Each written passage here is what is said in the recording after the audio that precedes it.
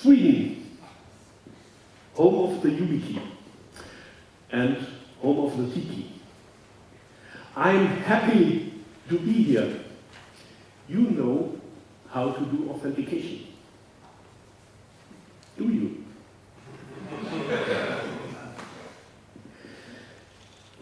You have great devices, but where do you manage your second factors? Are you pushing the second factors to the cloud? Are you managing your second factors with Microsoft? Are they managed by Duo Security, aka Cisco? Are you syncing your private pass keys between all your iPhones and MacBooks via Apple? I invite you, let's keep the secrets where they belong. This is why I want to tell you today about central managed multi-factor authentication. Central meaning on-prem, on your premise. Doing this with privacyIDEA. My name is Cornelius. I started the privacyIDEA project in 2014, and we've come a long way, and I want to tell you about it today. So, actually, the privacyIDEA roots back to a system that was started in 2010, based on RFC 4226. You all might know this is a nice RFC that defines HOTP authentication, HOTP tokens. This was actually published in 2006, 1 year before the release of the iPhone, so it had nothing to do with smartphones at all. And finally, in 2014, as I said, started the privacyIDEA project as an alternative to big commercial solutions, all under the AGPL version 3. And today, with privacyIDEA, my claim is you have an enterprise-ready, most flexible MFA system, all open source. So, let's take a short look at the design of privacyIDEA. Well, design, privacyIDEA is totally developed at GitHub. You can take a look at all issues and all concepts, at all pull requests, and run your statistics over it, as you just learned in the previous talk. The software stack is actually a web application. All data is stored in a SQL database. It is a Python application. It delivers a REST API via a web server. And for management reasons, you have a web UI single page application that actually uses the REST API. If you want to install privacyIDEA, you can do it on a single node. Just pick one server, install it, and be happy with your hypervisor. You can also install it in a redundant setup based on the redundancy of the database layer. And currently we are also working on nice containers so that you can throw it into your Kubernetes. I said most flexible. So why do I claim this? We have 3 aspects of this flexibility. We are very flexible in regards to users. The second factors actually belong to the user. We are most flexible in regards to the authentication types and in regards to applications. And we are doing this because, as I said, actually we started in 2010, something like this. Who would have known back then that we might get some things like 502? So the basic concept is to keep everything very flexible to also be safe for the future, but also to allow a look back into the past. We have very interesting setups out there where IT is heterogeneous, so you may have a very old system somewhere standing around, and you might be very happy if you can also do something for this old system to secure also this old system. I want to talk a bit about the abstraction of the users. So with privacyIDEA, we have a concept of resolvers and realms. Resolvers are actually connectors to the user store, because with privacyIDEA, we are experts in multi-factor authentication. We are no experts in user management. I think there are guys who can do this better than us. Also, identity management. Please do not mistake privacyIDEA with an identity management system. So your users could actually be located in a SQL database. They could be located in an open LDAP. I also heard sometimes users are located in an Active Directory. They may be located in a cloud service accessible via HTTP. And so we provide code, we provide modules to connect to these user stores so that privacyIDEA can read and know the users from there. We can configure several of these connectors to user stores and then combine them to logical units which we call realm. For example, if you have your own employees in an LDAP server, you might have some external contractors somewhere in a SQL database. And you can combine all these users into one logical realm.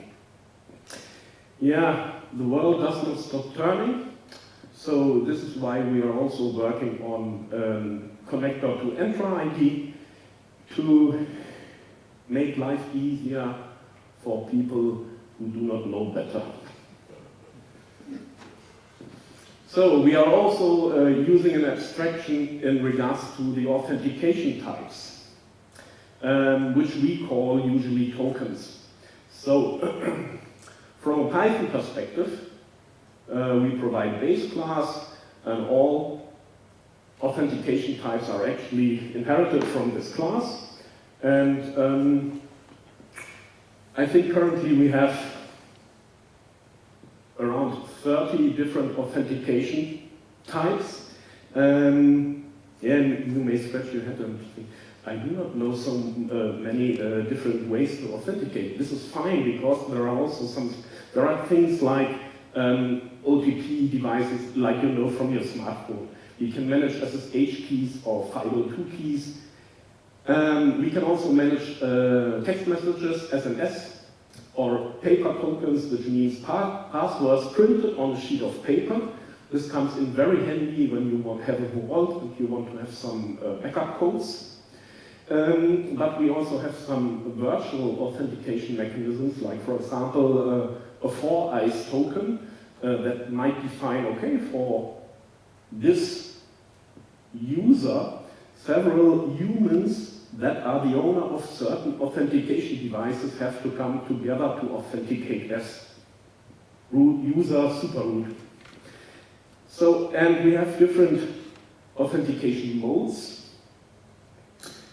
Of course, different authentication methods also have a different way to be used. Take, for example, passkeys. These are for the lazy people who do not want to enter their username anymore. So usually a second factor might occur after a user has entered his username. In this case, it is the other way around. Other authentication methods may only work after a password, for example, is provided, like sending a text message, or, which I haven't added here, sending a push notification to your smartphone asking you if you really want to authenticate to this service. Then we have the abstraction on the application layer. I think it might be a good idea to define shortly what I actually understand under application, or what my definition of application is. To me, everything that is not privacyIDEA is basically an application. So something that connects to privacyIDEA and trusts privacyIDEA to verify the authentication of the user. So for example, to me an application would be Keycloak, because Keycloak can ask privacyIDEA, hey, does this user authenticate successful? A VPN, a web application, the Linux ARM stack, the Windows credential provider system. To me, all this are applications. So, to get rid of or to abstract all these applications, we actually have a REST API for authentication. And then we develop plugins for all these applications, which means if you still have a VPN, if you have some switches, you might probably want to use Radius, the Radius protocol. For this, we have a plugin for FreeRadius, so that everything that is actually speaking Radius can be connected to privacyIDEA. We have plugins for the usual single sign-on identity providers. I already mentioned Keycloak. We have a plugin for Shibboleth, for Simple XAML PHP, for Glue, and maybe not of any concern to you, but we also have a plugin for Microsoft ADF. We have plugins, still some plugins for some web applications, like quite new, we have a plugin for Nextcloud, although you could connect Nextcloud to Keycloak and then do the two-factor authentication at Keycloak. And we are currently starting providing a plugin for Entra ID, and we have a plugin for login to Windows desktops and for the pub stack. So you may wonder, what is all the fuss about with all these plugins? So the idea here is that you as the IT department, or you as the person responsible for a larger number of users and authentication objects, don't want the user to enroll a second factor for every application which the user is using. Yes, you can use passkeys now, but still, even if you are using passkeys, you are registering your passkey at every application. And so the idea with privacyIDEA is that a user or the administrator registers or enrolls his second factor once at privacyIDEA, and then the user can use this second factor at all applications that are one day connected to privacyIDEA. And this is actually also a quite interesting rollout concept, because you could start with a very simple, boring setup like securing your VPN. You are enrolling hundreds and thousands of tokens to the users. And then the IT department says, oh, this works quite nice. I think we should also require the user to use the second factors at the desktop login or at the login to this web application. And the nice thing then is that you do not have to talk to the users. Yes, mission accomplished. Yeah, okay, we don't have to talk to the, no. You can simply, in the back end, connect this new application to privacyIDEA and write a note to the users, hey, starting next week, you will also need your second factor when authenticating at this web application, for example. In privacyIDEA, we implemented a thing we call policies. policies are actually the way we configure how privacy idea should behave. For this, a policy has a certain scope. We have scopes like admin for administrator, for administrators, administrative users, help desk users, whatsoever. We have a scope user for all the normal users. Normal users would be these users who are only allowed to manage their own tokens. Administrators would be the users who are allowed to manage tokens for others or manage the system in itself.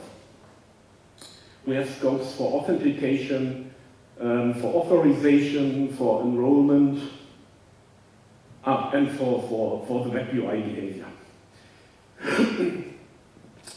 The interesting thing is that all policies come with a large set of conditions, not only like things like where does the request, as the policy works on the REST API, where does the request originate from, or when was the request issued. But we can also add further conditions into the evaluation, like for example, HTTP headers. This way, for example, we can distinguish, does this request originate from this application or from that application over there. We can also add other things like more information about the user. Does the user belong to a certain user group? We can add conditions in regards to the token object. So, for example, the user authenticates, and during this, the token type is determined. And then we could, for example, check if this token has certain aspects, and so define if this policy should be applied or not. So, you'll see it's all about flexibility, because we don't want to break our heads for you. Yeah? With privacyIDEA, we want to give you possibilities, and you can decide what you're doing with this. This is also the reason why we still support strange things like paper tokens and text messages. Then we have event handlers, because we are Linux guys, and this makes us lazy. And so if there is any task that adheres to a certain logic, we don't want to do it manually. So using these event handlers, we can connect, or we can take certain API calls to the REST API, and then, in addition to what happens anyways, add a new action, what should happen then.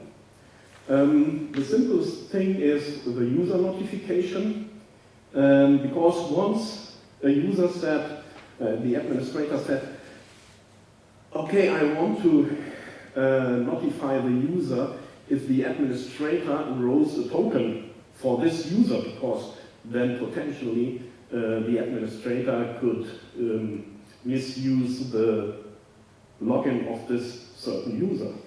Then we said, this is an interesting idea, we won't implement it. And then we implemented event handlers. And so now we basically can do everything, and if you think, oh, I cannot do this, no problem, because you see there's this word script.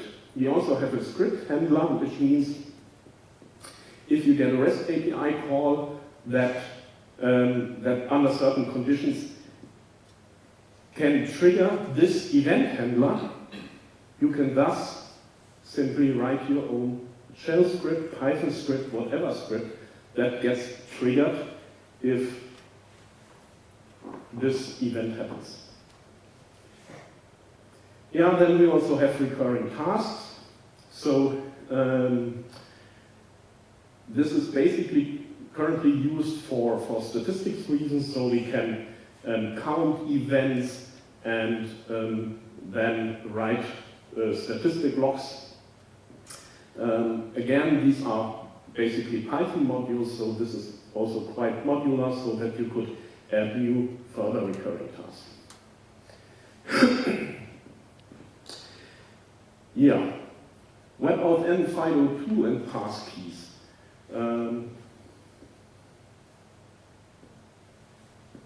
Who of you is already using FIDO2 tokens? Great, no one. That's fine, because I'd like to point some things out as I understand them. These are all words you can read in the press, and everything might be a bit irritating and disturbing. So FIDO2 actually is the complete specification how this whole concept works. Oh, who wants me to explain a bit about FIDO2? Okay, thank you. There once was the FIDO Alliance. They specified the founding members were, I think, actually Ubico, some cloud giants and so on, and they specified FIDO1. The idea is to have a hardware device that allows you to do asymmetric authentication at websites. And so the idea was also to avoid that if one website would be compromised, and usually then all the passwords are compromised, and then attackers can try the passwords everywhere else. And so they specified FIDO1. Back then it wasn't called FIDO1, anyways. And then the idea was that this FIDO device would generate asymmetric key pairs for every website where the user would register and log in. So this would mean website A would get public key A, website B would get public key B, and website C would get public key C. And my device would have all three private keys. Yeah, I think this is basically, so this was the idea.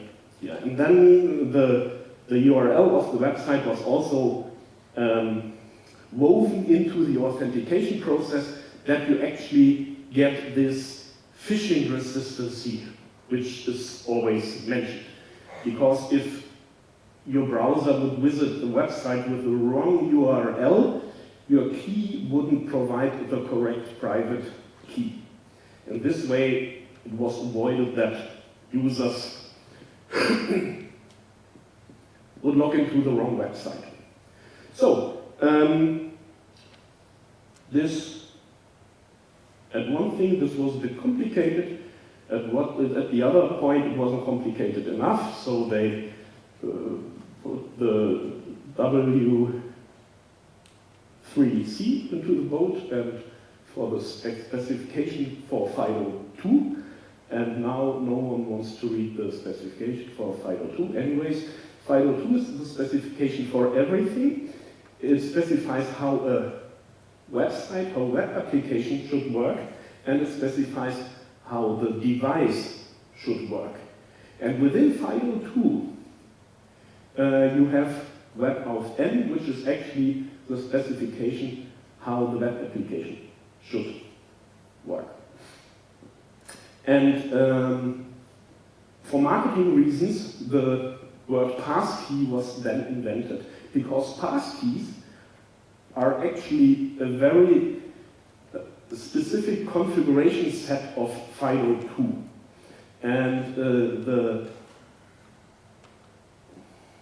new thing about passkeys actually is that you also have syncing passkeys, where this was my initial mentioning here, you have linking passkeys where the key pair for this website, where you are registering, where the key pair is created, but the private key is not stored in hardware anymore, or in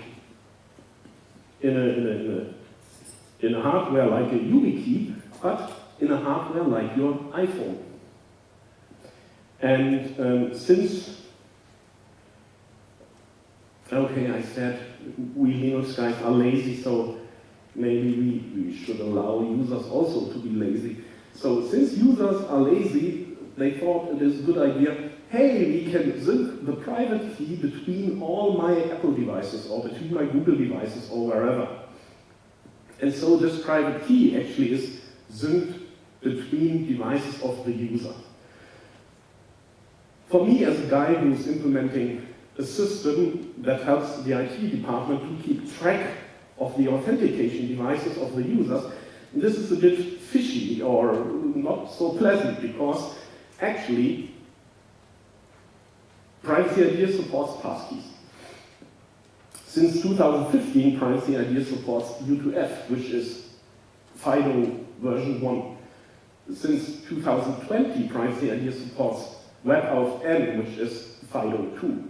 And now, just lately, we also support passkeys, which is this special blend of FIDO 2. However, if I now have a passkey within my privacyIDEA system, which I want to manage, I cannot see anymore how often this is actually existing on the user's devices. I only know this is the passkey of user A. The user might have many different phones, tablets, and computers, and this passkey might be on all of them. Yeah, it is encrypted and so on, and it will, I can have long discussions about if it can be compromised or not. Okay, this is about passkeys. Now I would like to take a look at a special application for the Windows login. Okay, how many of you are using Mac notebooks? Linux notebooks? Are there any who are using Windows notebooks? Maybe for work because they are forced to do so? Okay, thank you. Thank you for being that honest.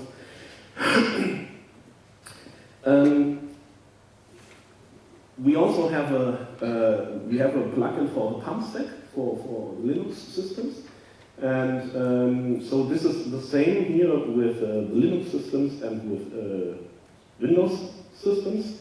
So privacyIDEA, started back then when one-time passwords actually were the modern stuff, and so we then had also this privacyIDEA credential provider to secure login to Windows systems, preferably to terminal servers. Nevertheless, then people came up with the idea, oh, I can install this on my notebook, on my Windows notebook, and I can log in. Yeah, but you still have a one-time password token. And one-time password token actually is working with a symmetric key.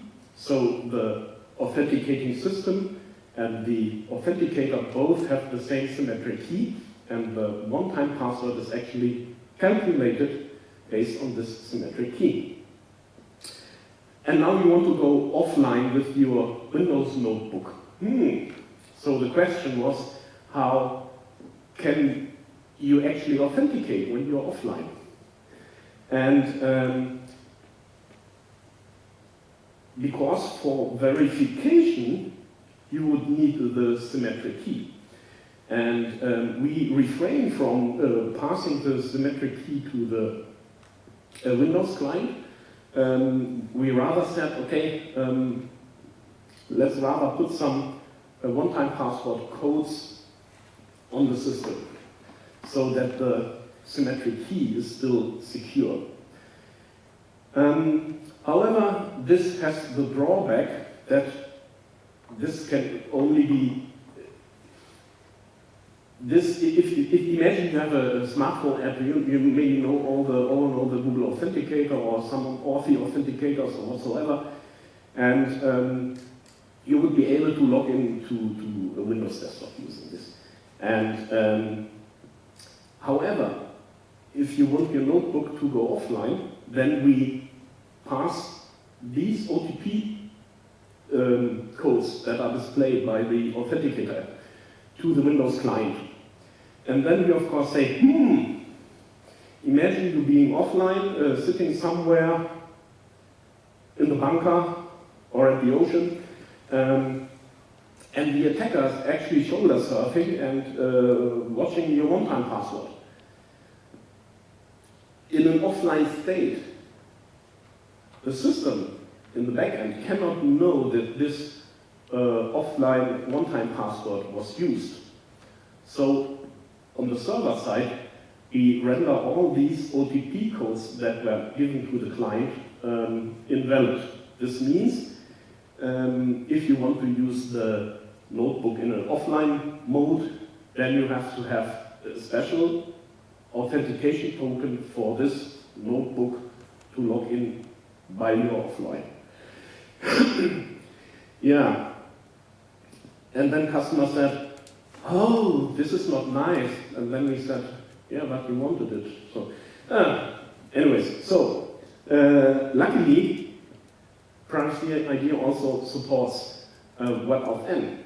And if you remember, I said with web of N, actually an asymmetric key pair gets generated.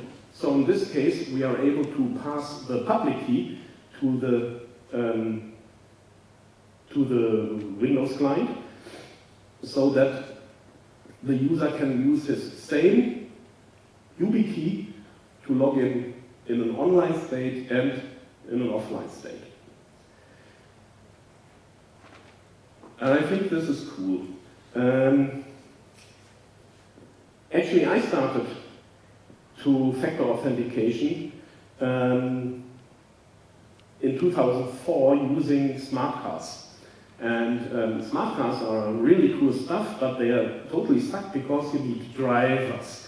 And then on a smart card you have a X509 certificate. And X509 certificates are also nice, but no one understands them. They have a start date and they have an end date. Meaning, if your X509 certificate on your smart card expires, you cannot log in anymore. If you are logging in with a smart card to a Windows system or to any other system that implements PKI correctly, you may not be able to log in anymore because your certificate revocation list is not available or has expired. So there are a lot of things from an infrastructure perspective you have to take care of. And the interesting thing is with web of N hardware tokens, you have actually a similar experience with the asymmetric authentication, but don't have the hassle with all the infrastructure. Yeah, so I tried to prepare a demo. Should I show the demo and maybe totally fail? Or do you have so many questions that, okay. So,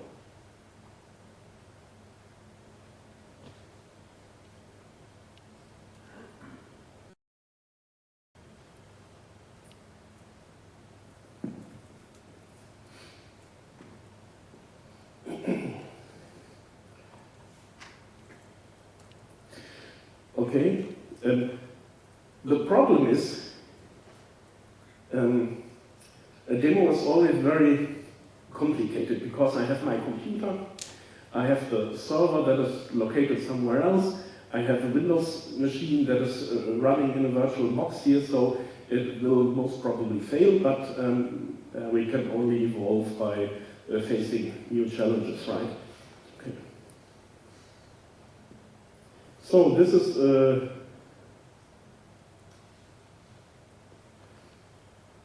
the privacyIDEA web interface, and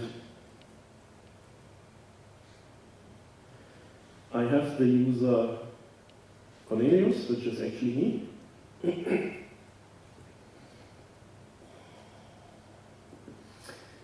And as you can see, the user has several different tokens.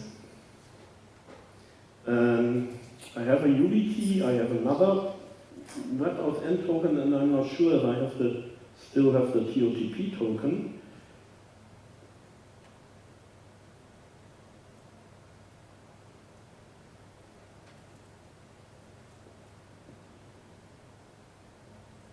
Oh, it looks like as if I have the TOTP token also. So let's see.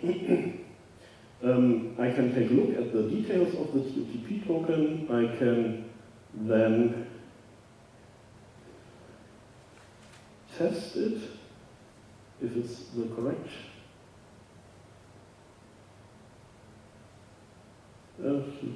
Actually the correct token. But I don't want to show you the TOTP token. But what you can see here actually is that, interesting enough, this user has a lot of different tokens. He has 3 different tokens. This might make sense because maybe the user needs a TOTP token or maybe an HOTP token on a YubiKey. Because there are applications that maybe do not support web-out-end yet. Okay. Then I actually already enrolled this token to the user, and I have some policies here. I have an authentication policy that actually says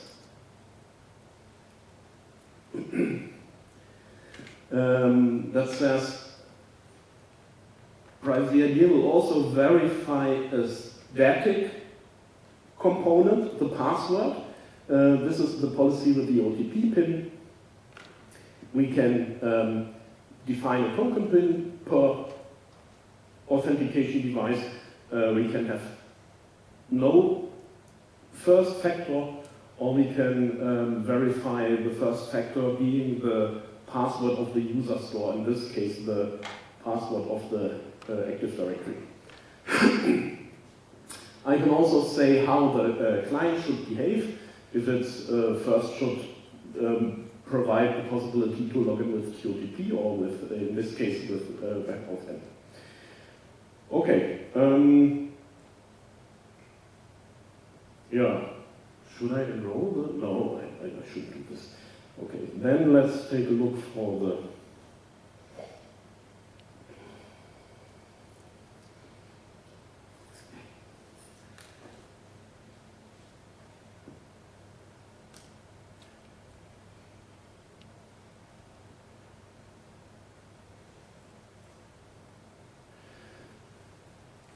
So this is the privacyIDEA credential provider. This is a strange concept of Windows where you can have, they don't have a pump stack, they call it credential provider, and you can have, tell them what different credential providers are allowed to be used for authentication. And so we wrote such a thing, and now we can log in here. And what did I say? It will immediately fail, you see.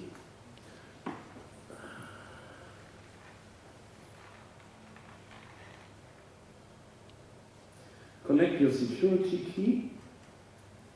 I have to connect my YubiKey. And now it is blinking, trust me.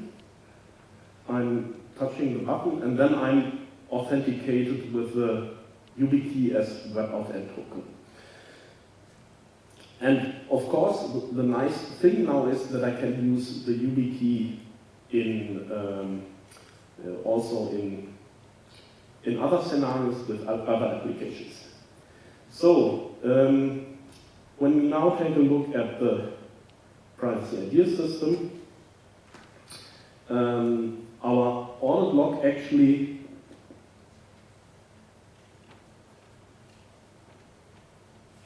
this is interesting. Okay, writes all. Did I say I shouldn't show the demo? Anyways.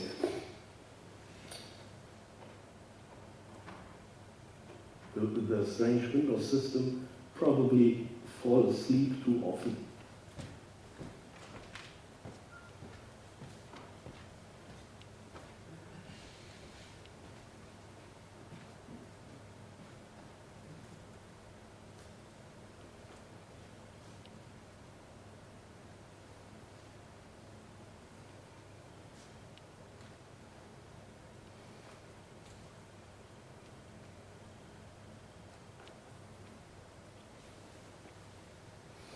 Okay, this is what I actually wanted to show you.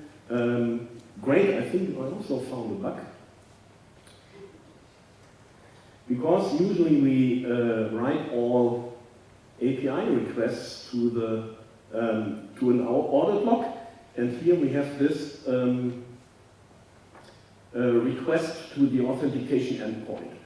So, and this request actually said, okay,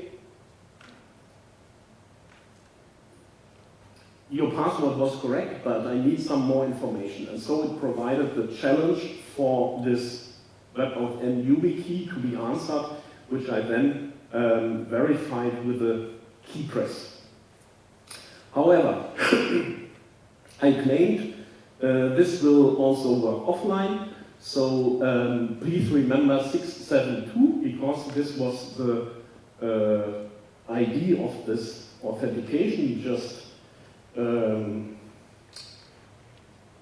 performed.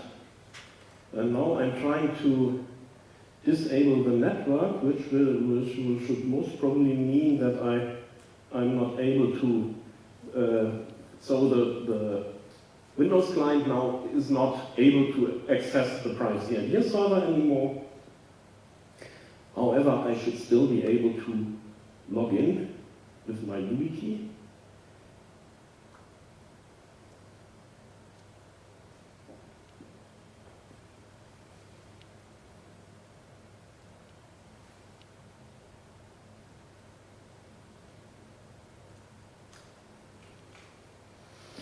Again, the YubiKey LED is blinking, I'm touching it, and I'm logged in, hopefully without any communication to the privacyIDEA server. If I'm hitting the refresh button, yeah, great.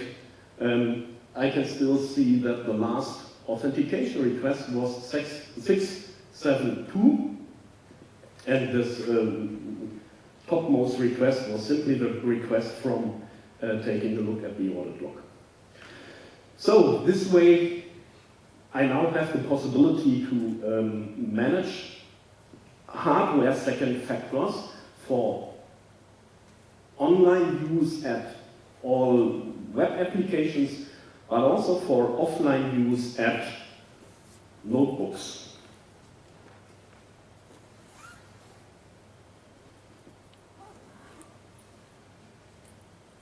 And this is all that I have for you today. Your next step might be stay in control, check your authentication at work, get familiar with WebAuthn or FIDO2. If you want to take a look at privacyIDEA, we have a very long documentation. And we have a community forum where you can ask questions, and of course we have this GitHub repository where you can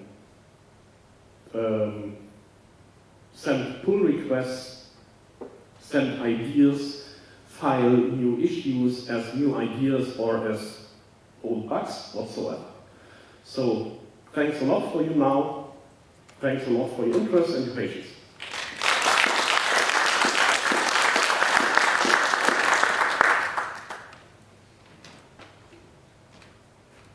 Terrific.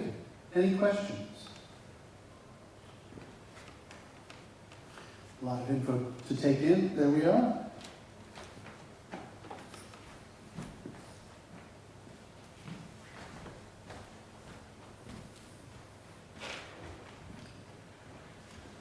Do you have support for any Linux desktop readers, such as like SCDM or GDM? If we have support for any Linux desktops, yes. So we have a PAM module, privacyIDEA PAM, which actually can be integrated into your PAM stack. And of course, you can also configure it to be used in your desktop login. I think in most cases, users use it with SSH.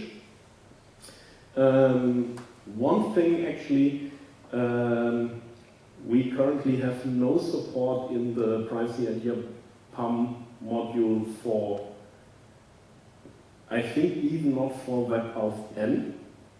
We are currently internally thinking about if we should put it in the same PAM module or if we should write a second PAM module. So we have the current privacyIDEA PAM we have works with all OTP stuff, with all SMS things, and even with push notifications. So if you log in with username password, then the privacyIDEA PAM may say, please verify your login on your smartphone. And then you say, yes. But this WebAuthn and FIDO2 thing is a work in progress.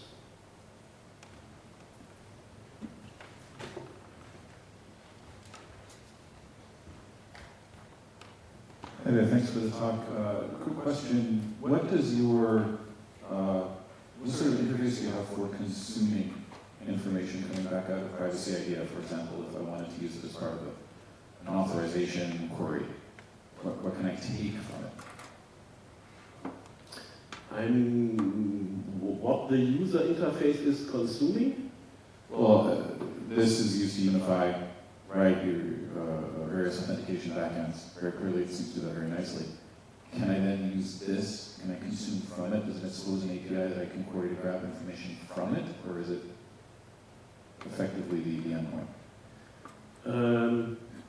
No, the user interface is a single page application.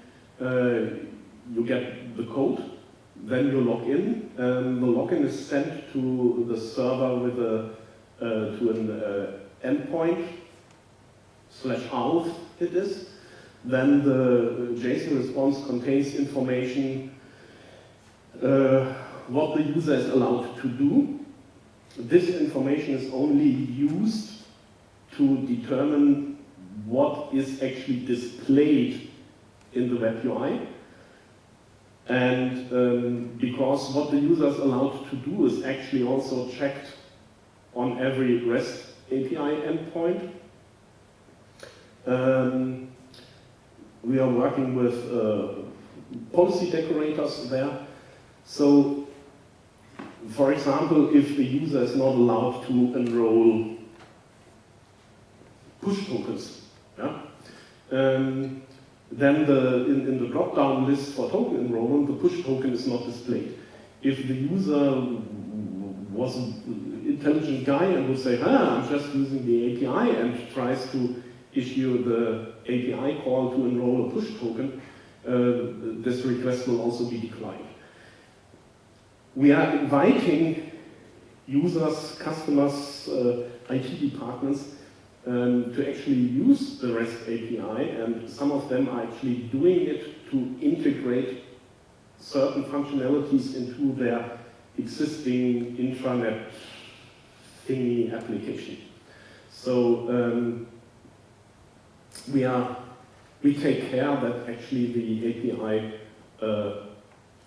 works in a logical way. I think we are better in doing API than user interfaces. Yeah. Thank you.